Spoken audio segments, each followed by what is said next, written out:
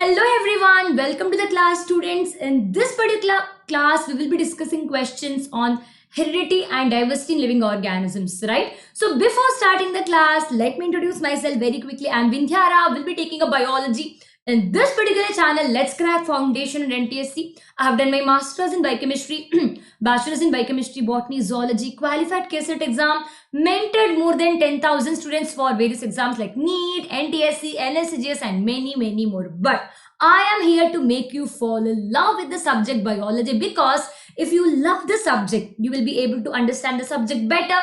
So when you understand the subject better, you will be able to solve the questions of that particular subject, right? So students, also, if you haven't taken the subscription, take the subscription as soon as possible. So many of you will be the aspirants of NEET, JEE, also maybe CBSE 9th and 10th. So I will be going to talk about the subscription of different categories. So students, most of you, I know you're the aspirants of NEET category. So if you are the aspirants of the NEET category, you can take you can take the subscription of NEET, right? So also you get iconic subscription in the NEET category. So while taking the subscription, don't forget to use the code VRLive to get 10% discount, right? You can look at the price. This is for 1 year and 2 year, and this is the subscription of NEET, only NEET. But students, if you consider our category called as Foundation NTSC Olympiads category, so here even the name of this particular category is very lengthy. That is Foundation NTSC Olympiads. Yes, we will be teaching here for various exams like NTSC, Olympiads, CBSE 9, CBSE 10th, in addition to which we will be also teaching for NEET, JEE as well. But look at the price, my dear students. For 1 year, it is 15,750, right? For 2 years, it is 18,900. You may feel, oh my God, so much of cost. But students, so many exams we will be preparing in this particular category, right? Not only just NTSC, but also for other competitive exam, including NEET and JEE, we will be teaching you in this particular category. So cost would be even less than one burger. So again, while taking the subscription, don't forget to use my code VRLive to get 10% discount. Also guidance for various exams, and also we will be providing you I will be providing you handwritten notes for CBSE 9th and 10th final exams. And students, iconic subscription of CBSE 9th category and CBSE 10th category has come up along with the Creative Corners. So you can take the subscription of that as well. See, I will be teaching in all these categories, right? And let's get started. Don't forget, students, my plus courses for NTSC, NSCJS, NEET, KVPY, CBSE and CBSE 10th, everything have been started, right? So this is the best time. And also you know that I don't take much of YouTube classes or special classes. I take more of plus classes. Yes, let's get started very quickly with the very first question of, yes, heredity and evolution. So in this particular question, we are able to see the continuity of the feature from one generation to another generation is known as continuity of the features, characters. So option A says evolution, B is mutation, C is generation, D is heredity. So what would be the right answer? Continuity of the features from one generation to another generation. Very simple question. So this particular question is from heredity chapter. Everyone will be able to answer the question. That is, yes, you all know the answer. Heredity is the right answer, right? Next question we'll see. F2 ratio in dihybrid crosses. Very important to know that what is the ratio of F1 generation, right? Genotype, phenotype. Ratio you have to know. But we should be very happy that we should be feeling lucky. Phenotype. Array, spelling mistake. Phenotype. So genotype and phenotype, both ratio of F1 generation is, there is no ratio at all, because we get to see all tall.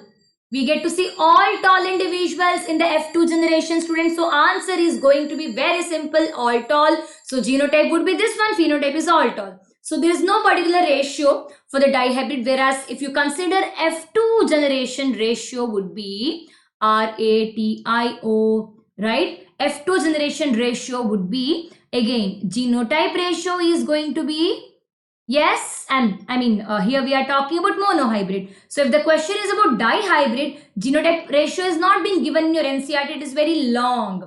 It would be like 1:2:1:2. So Genotype nobody is going to ask, but genotype ratio they will be asking you for monohybrid. For dihybrid only phenotypic ratio, right? So answer is going to be 9 is to 3 is to 3 is to 1. So 9 out of 16, 9 individual, 9 plants would be, if you consider the color and the shape of the seed, you will get to see yellow color seeds with the round shape, that is 9 out of 16, whereas 3 each will be able to show green colored and round shape, and yellow colored and wrinkled shape. And the last one out of 16 would be the most recessive, that is wrinkled green color we are able to see. So this is the ratio of phenotypic ratio of F2 generation individuals of dihybrid cross. Very simple. So this is the ratio of monohybrid cross of F2 generation genotypic, right? So this would be the epistasis ratio. 3 is to 1 would be the again F2 generation, F2 generation ratio of phenotype. Okay, simple. Next question. Common sense based MCQ. GK question. Which blood group is called universal donor? Even if you have no idea regarding the blood grouping, you should be knowing universal donor, universal acceptor. So universal donor is which among the following blood group can donate to anyone, right? So very simple, answer quickly in the comment section. Which blood group is called as universal donor? ABO. Students, answer quickly, and yes, you all are right. The blood group O is going to be universal. Where is my pen? Yeah, here it is. So blood group O is going to be universal donor. Again, in blood group O negative is going to be universal donor, whereas AB positive is going to be universal acceptor. Simple. Yes. Next question. The total number of pairs of chromosomes in human being is, we all know that in the diploid cells, yes, they are asking total number of pairs of chromosomes in human beings. So if you consider human beings body, what is the higher number of cells that we are able to see? Diploid cells. So the whole body is made up of diploid cell, whereas only the germ cell, that is the sex cells, are made up of haploid. That is haploid cells are the cells which just has got one set of chromosomes. Diploid cells will be having two sets of chromosomes. However, the number of diploid cells in the body is more than the haploid cells, right? So total number of pairs of chromosome. So which among the following answer is right? So if you go for 46 chromosomes, it would be wrong because the question is number of pairs of chromosome, right? So we know that in a diploid cells, we are able to see 46 chromosomes, that is 23 pairs. 23 pairs. So right answer is going to be B. And next question, that is according to Mendel, in monohybrid cross, the genotypic ratio of F2 generation is, according to Mendel, a monohybrid cross. I just told you just before some time, I have given the ratio of monohybrid F2 generation, that is phenotypic as well as genotypic, right? Along with which we have discussed about phenotypic ratio of dihybrid cross F2 generation. So very simple, you have to note down it is monohybrid and it is genotypic ratio, not phenotypic ratio, and it is F2 generation. Answer quickly in the comment section. Yes, you all know genotypic ratio is going to be 1 is to 2 is to 1. Phenotypic ratio is 3 is to 1. 9 is to 3 is to 3 is to 1 is dihybrid cross F2 generation phenotypic ratio. Very simple, right? Next question. In Mendel dihybrid cross, how many groups of phenotypic characters are found in F2 generation? So you all know that we will be drawing the Punnett square for dihybrid cross, right? Totally 16 boxes we will be drawing. The question is, how many phenotypic characters we are able to see. So all know that the ratio is 9 is to 3 is to 3 is to 1, right? So totally 16 possibility of organisms, 16 possibility of the plantlets we are able to see, out of which 9 is able to show one particular character, that is round and yellow colored seeds, whereas 3 is wrinkled and a wrinkled shape and yellow color, whereas another 3 is round shape and yellow color, whereas one is out of 16, one is wrinkled and green. So we get to see how many characters. Very simple. Answer quickly. Ready, steady, go. 1, 2, 3, 4. Yes, 4 is the right answer. Very simple but very important questions. Right? Next question we'll see once again related to the same chapter, heredity and evolution. Yes. According to paleontological evidences, yes, identify the correct sequence of animal development. Very simple. We all have learned about these type of grouping organisms in the chapter diversity in living organisms. Fish, reptiles, amphibians, birds, mammals. Fish, reptiles, birds, amphibians, mammals. Fish, amphibians, birds, reptiles, mammals. Fish, amphibians, reptiles, bird, mammals. Answer quickly in the comment section. According to paleontological evidences, identify the correct sequence of animal development. Quickly answer the question. Everyone know the answer. That is, answer is very simple, students. Answer is D. Because we group organisms into Pisces, followed by amphibians, and then reptiles. Paleontological evidences is nothing but based upon the fossils. They have studied and they have confirmed that fish will be giving rise to amphibians, right? That is, amphibians is originated from the fish, and then amphibians gave rise to reptiles. Reptiles gave rise to birds. We also have studied Archaeopteryx, connecting link between reptiles and birds, and finally we are able to see mammals. So that's why answer is D. Next question. The cell wall of Rhizopus is made up of. Cell wall of Rhizopus is made up of cellulose, suberin, chitin, glycans. Cell wall of Rhizopus is made up of. So cell wall has a particular component in the Rhizopus. What is Rhizopus? Answer quickly in the comment section. What is this Rhizopus? Yeah.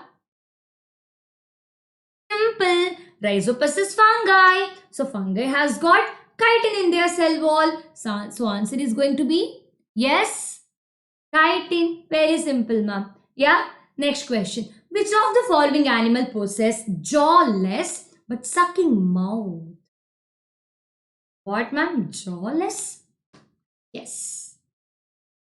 Very simple. Once again, which of the following animal possess jawless sucking mouth? Lamprey, chameleon, stingray, salamander. Yeah. If you consider the phylum Chordata, it is further divided into Protochordata and Vertebrata. Yes, Vertebrata will be having the vertebral column. Protochordata won't be having vertebral column, but it will be having notochord. It is primitive chordates. Yes.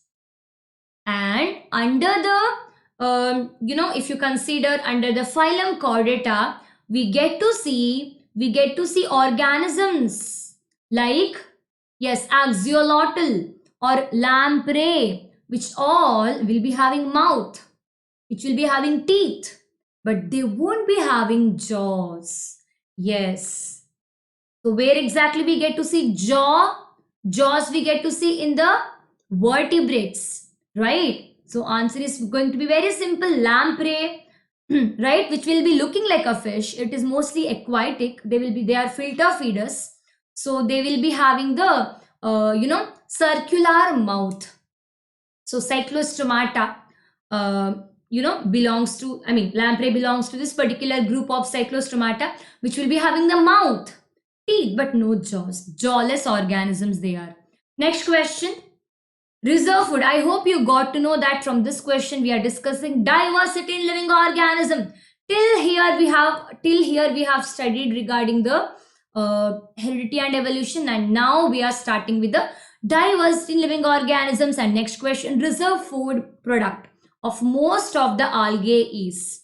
So algae, yes, aquatic plants will be having reserve food. We too have got reserve food. Plants also have got reserve food. Algae also have got reserve food. So question is, the reserve food of algae is which among the following? Glycogen, fat, cellulose, starch. Answer quickly in the comment section. I know everyone will be knowing the answer for this particular question. And yes, answer is correct. You are right. Answer is going to be starch. See, glycogen is a stored food or reserve food in the case of animals. Fat, in some type of algae, we get to see fat accumulation very rarely. Only few of brown algae may be able to show fat as their reserve food, but it's very rare. Whereas cellulose it is not a reservoir, it is not a reserve food. It is present in the cell wall. Whereas starch is a reserve food of not only just plants but also algae. Next question. Botanical name of tulsi. Tulsi. Everyone know tulsi, right? It is a I can tell you divine or auspicious plant, right? And also it has got high medicinal value for cough, cold, fever. We use the fluid or the juice of tulsi, right? So the question is, what is its scientific name, botanical name? Very simple. Saraca indica, Ficus bengalensis, Philanthus emblica, ocimum. Yes, try answering the question. You can guess actually. Answer quickly. Okay. Yes, Saraca indica is nothing but the scientific name of Ashoka tree. Ficus, you know, right? Fig. Philanthus emblica. Amla, scientific name of Amla. Ocimum sanctum is scientific name of Tulsi. Next question. Which plant does not belong to group Thallophyta? Yes. Answer quickly. You know the answer, students. Thallophyta, thallus, plant body. Yeah, I mean the question is not belong to. Which among the following is not belong to algae? Eulothrix, Pyrogyra, Cara, Funaria. Very simple, you are right. Answer is going to be very simple. That is our Funaria. Moss belongs to Bryophyta. Rest all belongs to Thallophyta. Next question. Find the odd one out. Ediantum, Equisetum, Selaginella, Rixia. Yes. What are these? What is that odd one out that we have to place? Yes. Answer quickly, answer quickly, answer quickly. Ediantum, Equisetum, Selaginella are Pteridophyta. You know why the name Equisetum? Because the plant Equisetum, they look like the tail of equus, that is horse. They look the tail of horse structure they have, something like this. So that's why this particular pteridophyte is called as Equisetum. And whereas Rixia belongs to liverwort under Bryophyta. The leaf-like structures of Rixia, they look like liver. That's why they have placed under liverworts. Okay, they belong to bryophytes. Next question. That is, animals of which phylum are pseudocoelomate, false body cavity. Which among the following has got false body cavity? What is false body cavity? A homework question for all of you. What is false body cavity? Yeah? So what is the answer?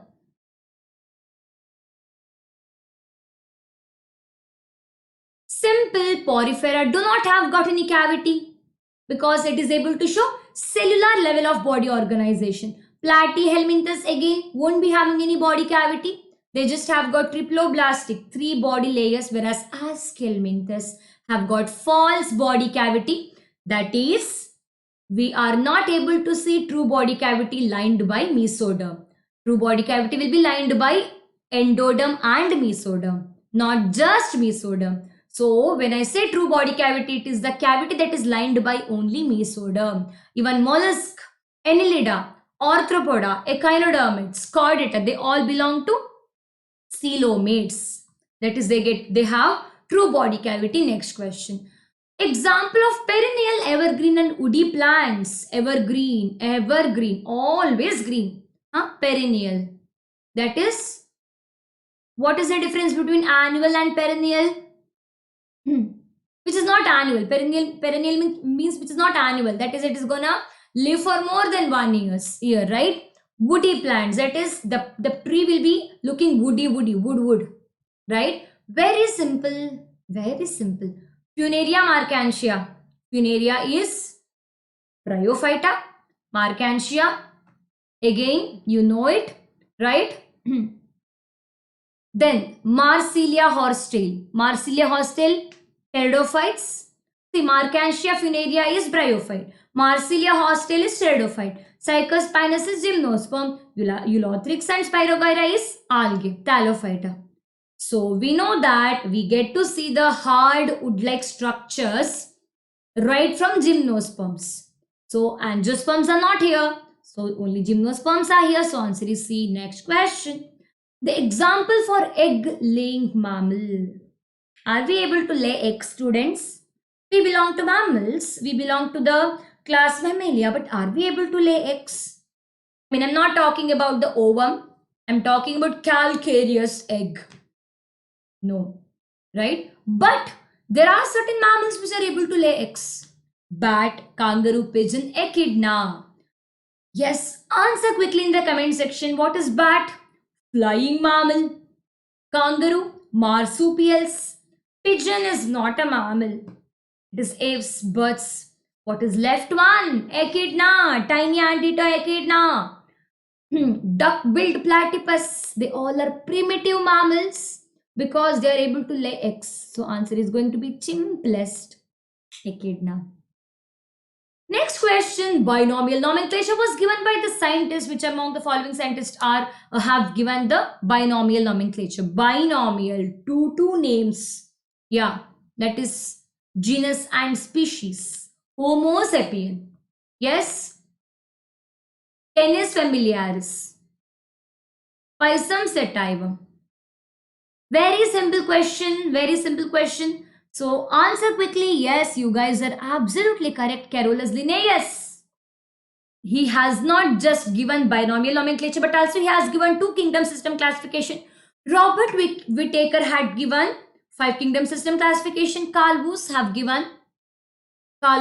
given 6 kingdom system classification. Ernst Haeckel has given 3 kingdom system classification. Next question. Which special structures are connected with the walls of the lungs in the class Aves? So walls of the lungs in the birds are connected by air sac, diaphragm, spongy bones, book lungs. Simple. Answer quickly. Very simple. Answer. You may wondering, right, ma'am, why the name book lungs? Actually, book lungs literally look like books. Yes, try searching the image in the internet. You get to see lungs will be having the slits just like the book's pages. You will be like shocked to see. Yes, answer is absolutely A. That is air sac. Yes, air sac is connected with the walls of the lungs so that they can breathe and also they can reduce their weight of the body.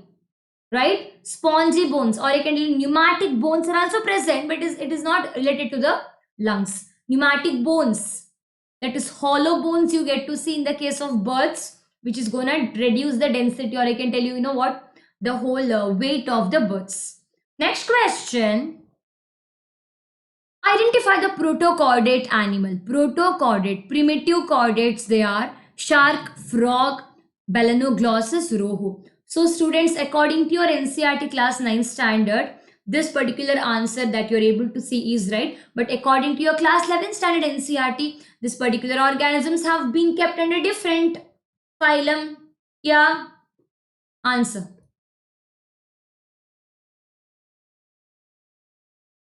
Simple. Shark belongs to chordates. Frog, rohu also belongs to chordate. Shark and rohu are fish. Shark is chondrichthyes, that is they are cartilage fish. Rohu is bony fish. Frog is amphibian.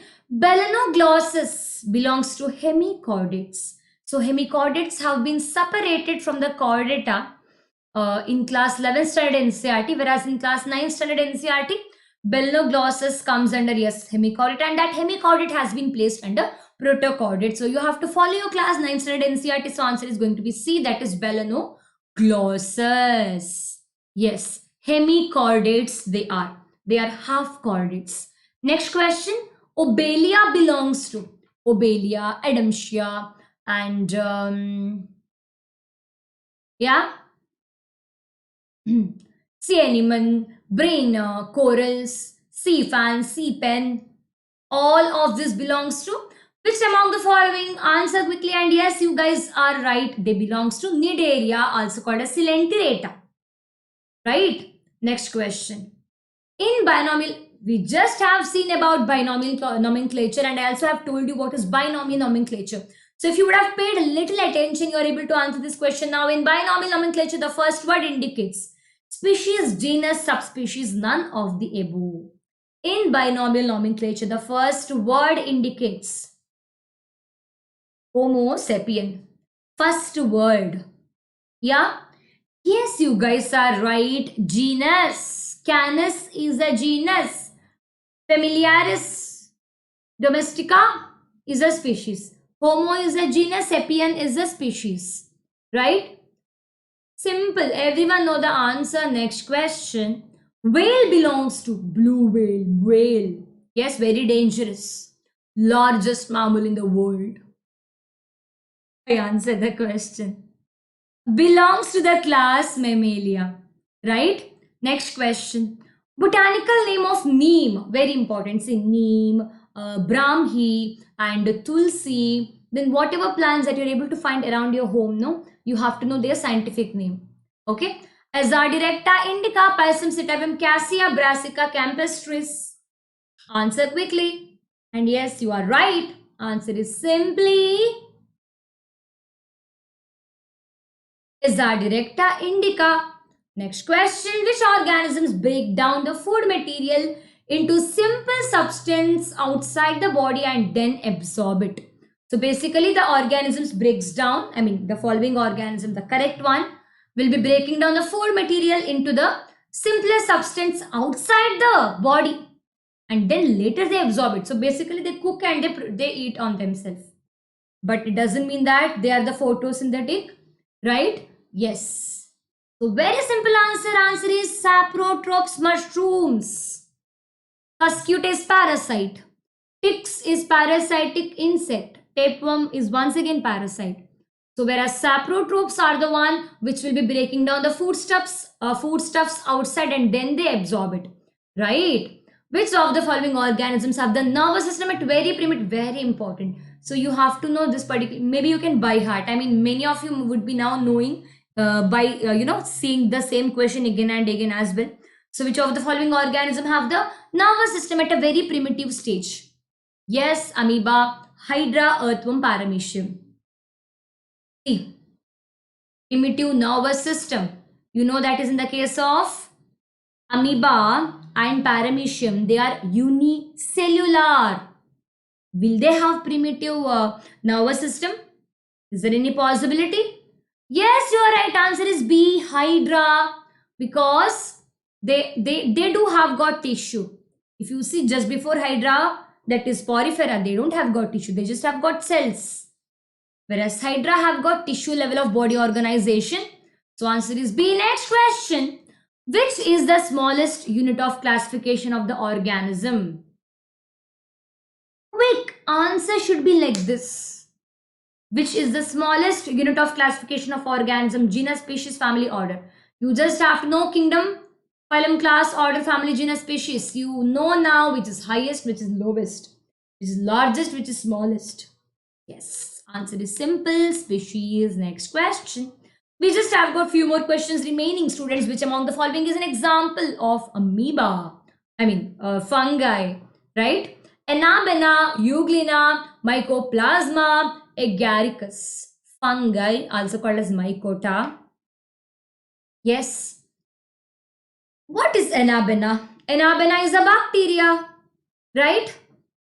What type of bacteria? Blue-green they are. Euglena is protistans. Mycoplasma is the smallest living organism, that is, it is a bacteria which don't have got cell wall, whereas Agaricus is mushroom, belongs to fungi. Next question. Which characters are present in the vertebrates? Vertebrates. Close your eyes. Imagine, and not why to imagine, when you yourself are vertebrates, right? So you have to know the important characters of chordates. Okay? So that is presence of notochord is the very first feature. But unfortunately, in all the options, you get to see notochord.